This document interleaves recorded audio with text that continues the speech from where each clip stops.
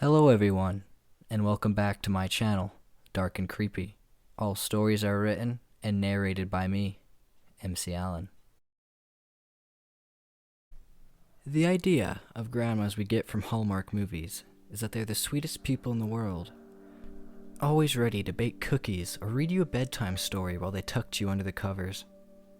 This was not my grandmother in the least, who nearly terrified me as a kid.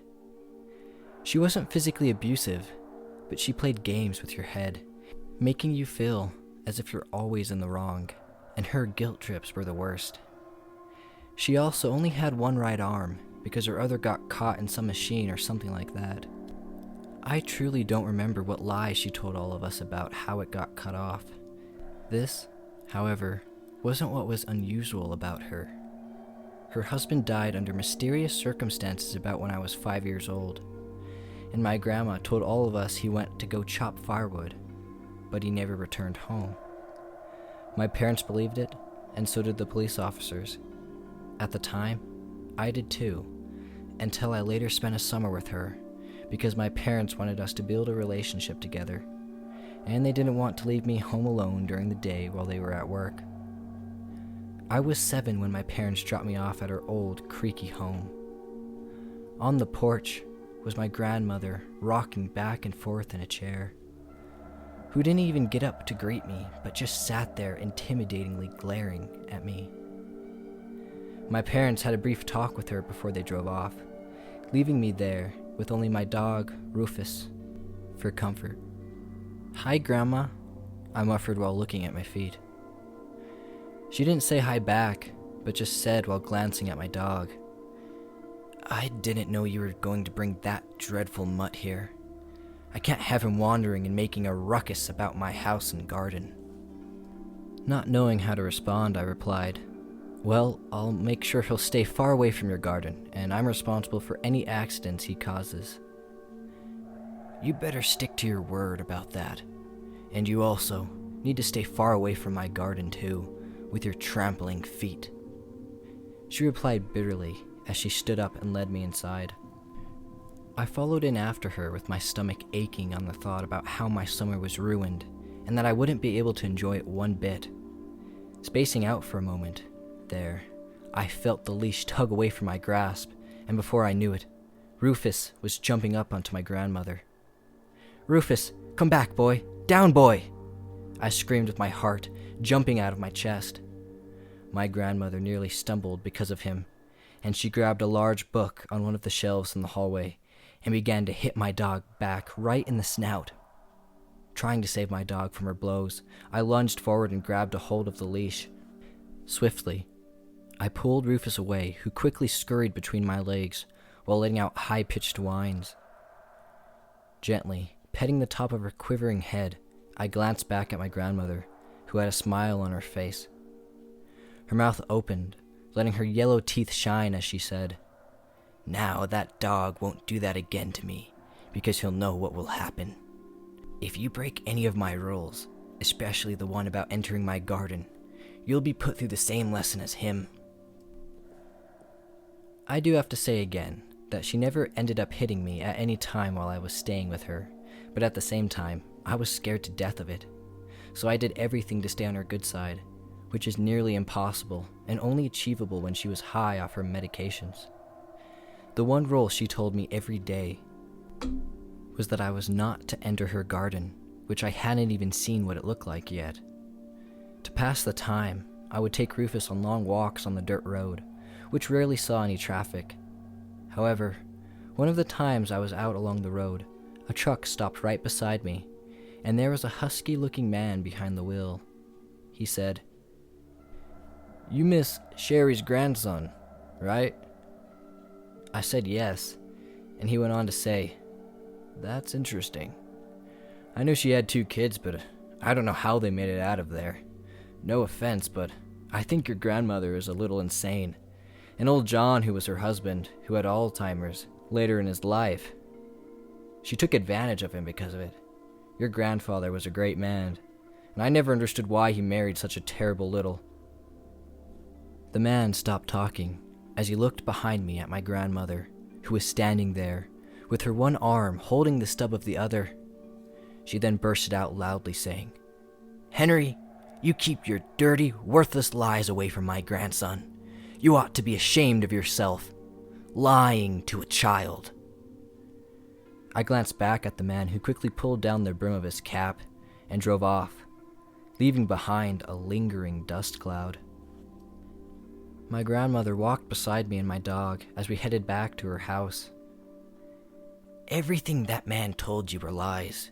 He's just saying those things because he's mad I never left your father for him." She rambled on for a while after this, but at that age, I didn't really know what she was talking about. All I did know was that my grandmother really must have had a bad reputation. When we got back to the house, she had me tie up Rufus to the fence, which I was against because he was used to running free back at my parents' home. However, she didn't want him to make a mess inside her home, and she especially didn't want him to get into her garden.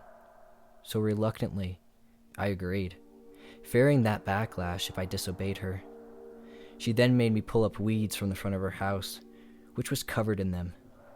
As I was doing this, the same truck from before parked in front, and Henry came out. He took off his hat, which he held firmly with both hands as he walked to my grandmother's front door. Knocking on it, my grandma opened up and said loudly, "What do you want?" "I'm sorry for what I said about you earlier, and I didn't mean it. If there's a way I could make it right, please let me know," Henry asked with his eyes hanging low. My grandmother smirked as she rubbed the end of her stump arm and said, "Sure, follow me to my garden." Wanting to see what would happen, I closely followed them, wondering why everyone seemed so scared of my grandmother. Yeah, she was mean, but there should be no reason to be afraid of her like they were. As I followed them for half a mile on my grandmother's large area of land she owned, I finally saw what her garden was, and it's not what I had imagined. It didn't have any plants or vegetables, but rather it was a small orchard of trees all lined up. But there was one of the trees among them that stood out in the very middle. It was by far the largest of them, and I watched my grandmother skillfully use one hand to unlock the large gate, with barbed wire covering the top of it that surrounded the trees. Swiftly, I maneuvered around and made sure to stay out of sight, wanting to know what they were talking about. When I got close enough to them, I could hear my grandmother say, "Here, Henry, I wanted to show you my favorite tree. It was the first one out of all these, and I actually stumbled upon it."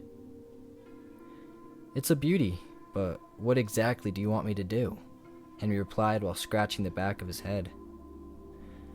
"I'll get to that, but first, feel how smooth the trunk of it is," my grandmother said while gesturing to the tree.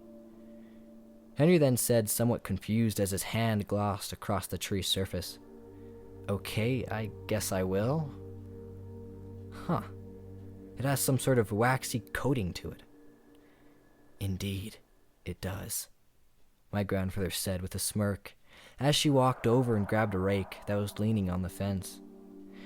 "Now, what I really want you to do is to rake up all of the leaves in this fence and bag them.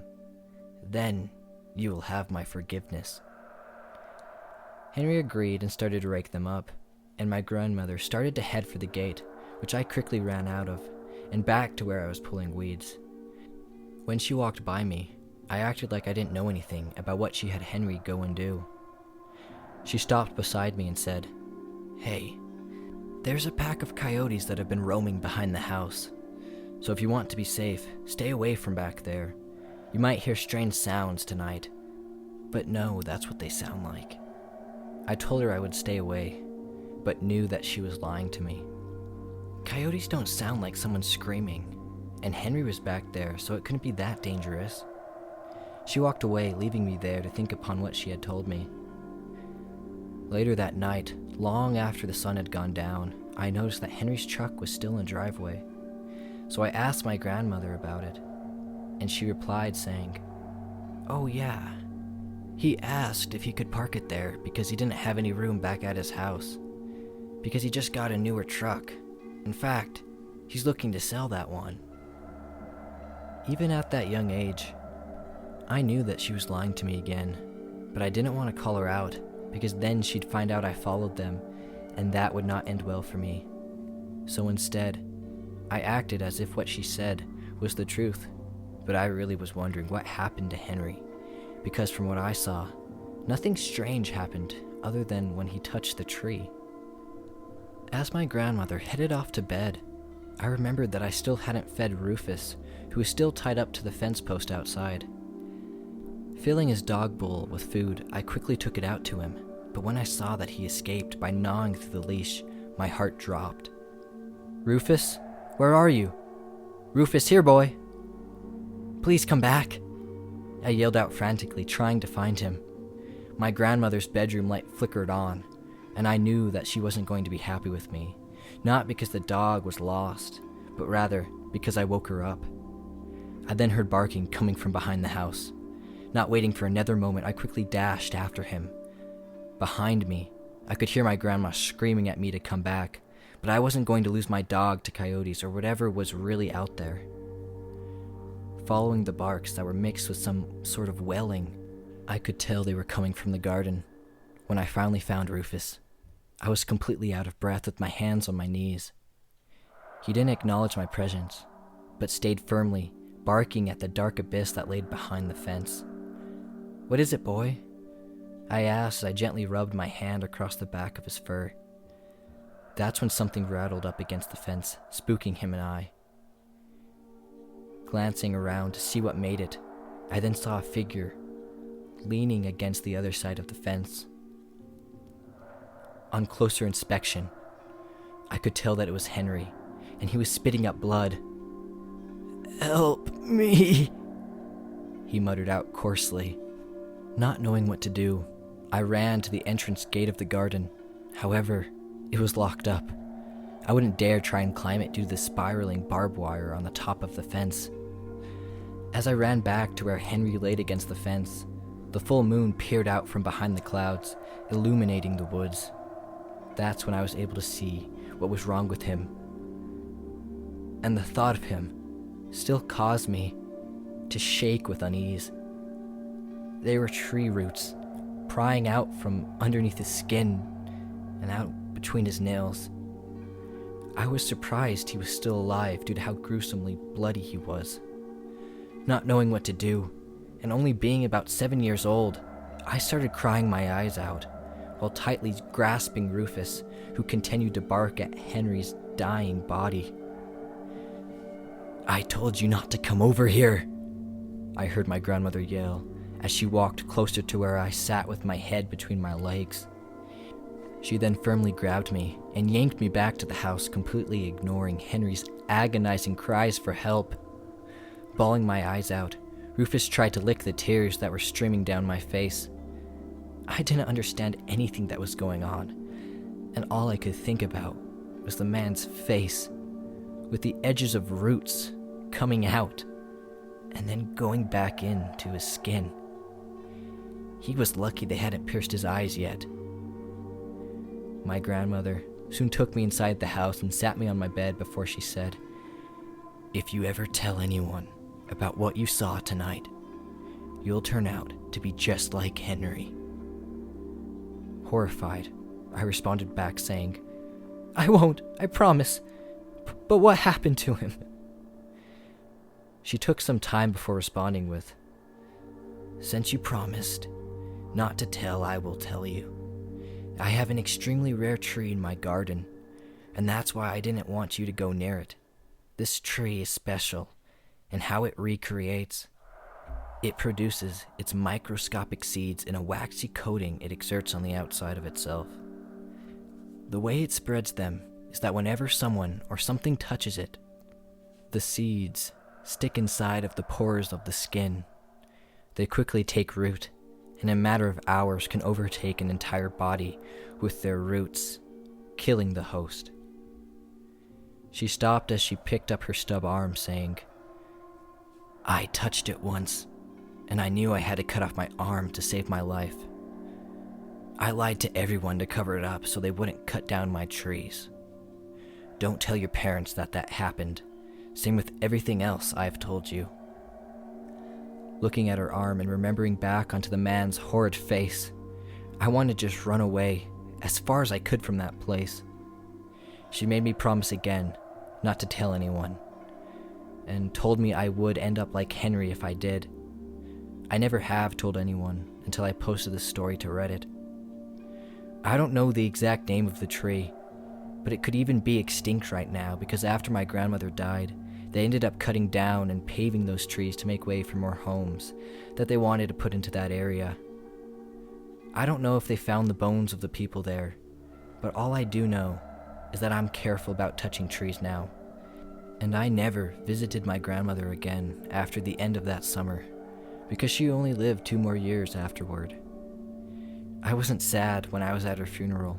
Instead, all I could think about was what happened that summer I spent with her. Sometimes I think it was just a dream, but Henry's suffering face was too real to be made up.